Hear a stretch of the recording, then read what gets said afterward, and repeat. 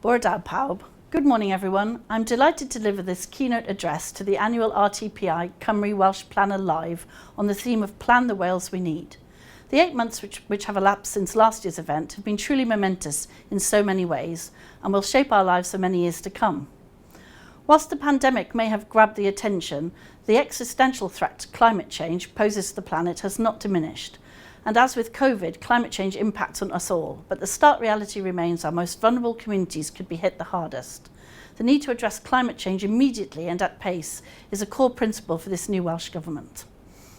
Following the recent Senedd elections, I am delighted that climate change is now clearly key to our future recovery, and I'm privileged to have been given the climate change ministerial portfolio in the new administration.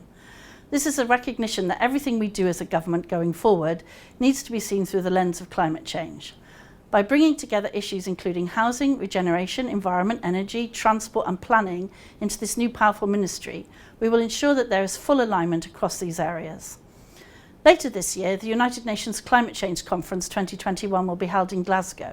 This will be the biggest ever conference hosted in the UK, and I believe represents a not-to-be-missed opportunity to develop a global response to climate change, which the Welsh Government will seek to support and influence. In global terms, Wales may be a small country, and whilst we still have much to learn, we can teach the world invaluable lessons from our own experience. Today I want to focus on some of our recent achievements which give us a strong platform for action in the future. I will then set out some of my expectations of and commitments where planning must play its part, and we start on this vitally important government term. Our collective achievements are impressive. We have already shown decisive leadership to ensure Wales has some of the best recycling rates in the world. Our Wellbeing of Future Generations Act was one of the first pieces of legislation anywhere to put sustainable development at the core of national life. We were the first UK administration to introduce a charge on single-use plastic bags, and this has been instrumental in reducing plastic waste. We used the planning system to introduce an effective moratorium on fracking and other fossil fuel extraction in Wales, and have been clear that the focus from now on is the development of clean renewable energy. Significantly, we were also the first country in the world to declare a climate change emergency. We must continue to convert this commitment into a real and meaningful action. We will not shy away from this over the next government term.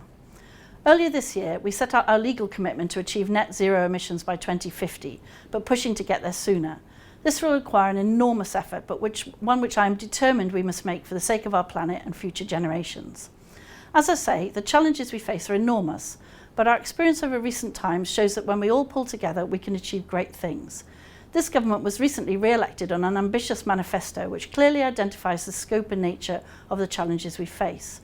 We recognise we need holistic policy responses to address these challenges, and the planning system will be integral to the delivery of many of these commitments. Our manifesto commitments are challenging but deliverable, and the planning system must play its part. The way in which we work has changed, probably forever for many of us. The reality is that many more people will now work from home, and we are committed to achieving the target of 30% of people working remotely. This will mean that many people will no longer commute into our town and city centres as often as they did, and we need a new vision for these places. We will support the development and implementation of master plans for towns and high streets in collaboration with local communities and businesses to coordinate and focus economic opportunities and services. Planning will be integral to their delivery. Our town centres must become more economically agile, and we will develop new remote working hubs in communities, increasing footfall and creating new opportunities in town centres. To complement Future Wales, which I will mention more of later, we will launch a new 10-year Wales infrastructure investment plan for a zero-carbon economy. Within this, the decarbonisation of transport will be a very significant consideration. We are committed to implementing our new Wales transport strategy to develop a high-quality, sustainable and affordable public transport system. Furthermore, we will work with local authorities to develop the new regional transport plans. We will work towards our new target of 45% of journeys by sustainable modes by 2040. To further embed placemaking principles into our transport system, we will develop a new major routes fund to improve the attractiveness and biodiversity of areas alongside major transport routes into Wales. Recognising the transport hierarchy common to both the transport strategy and Future Wales, we will promote public transport by reallocating road space to support dedicated bus lanes and new rapid transit routes that make bus travel easier. Underpinning all of this will be our continued commitment to active travel, and we will strengthen the promotion of walking and cycling as we make Wales an active travel nation. This will be accompanied by measures to make the 20 mph the default speed limit in residential areas and ban pavement parking wherever possible. The protection and enhancement of the environment must be central to all our activities. Not only is there a climate emergency, but there is also a nature emergency. We cannot address one without addressing the other. In order to help address this, we are in the process of developing a national forest, the planning aspects of which have been set out in Future Wales. Furthermore, we are committed to supporting communities to create 30 new woodlands and connected habitat areas. We will invest in flood protection for more than 45,000 homes, as well as delivering nature-based flood management in all major river catchments. In the context of our forthcoming legislative programme, there will be a Clean Air Act for Wales. We will also work towards designating a new national park to cover the Clwydian Range and the Dee Valley. We will step up the pace to decarbonise our economy.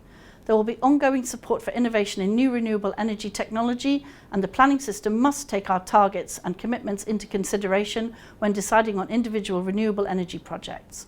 We will continue to use the planning system to oppose the extraction of fossil fuels, whilst expanding renewable energy generation by public bodies and community groups in Wales by over 100 megawatts by 2026. In addition, we will use all our powers to enforce a moratorium on the consenting of all new large incineration facilities. Much of what I have described today relates to our steadfast commitment to the environmental and economic aspects of sustainable development, but we are also committed to the cultural and social development of Wales as well. We will create a Welsh language communities housing plan, as well as a clear commitment to building 20,000 new low-carbon social homes for rent. Whilst we are working on converting many of these commitments into a new programme for government, it is evident that planners and the planning system are going to be at the heart of delivering many of them. This government recognises the value of planning and will build on the principles set out in the 1947 Act rather than abandoning them. Having said that, the planning system needs to be fit for purpose and must operate consistently across Wales. The publication of Future Wales, our national plan, in February this year, along with an updated version of Planning Policy Wales, provides the framework to achieve this. I'm immensely proud that Wales is the first country in the UK to have published a national scale development plan, which gives strategic direction and allows for local distinctiveness.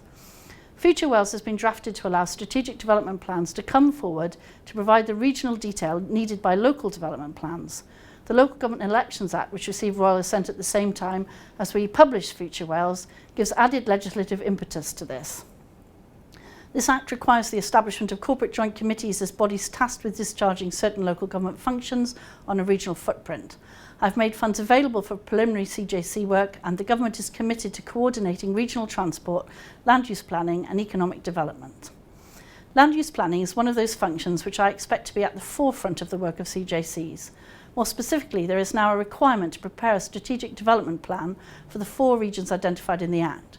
Future Wales sets out the scope and context of the SDPs, and I do expect significant progress to be made on the preparation of these plans as a matter of priority. The regulations for SDP operation are currently being developed, but you should not wait for regulations coming into force.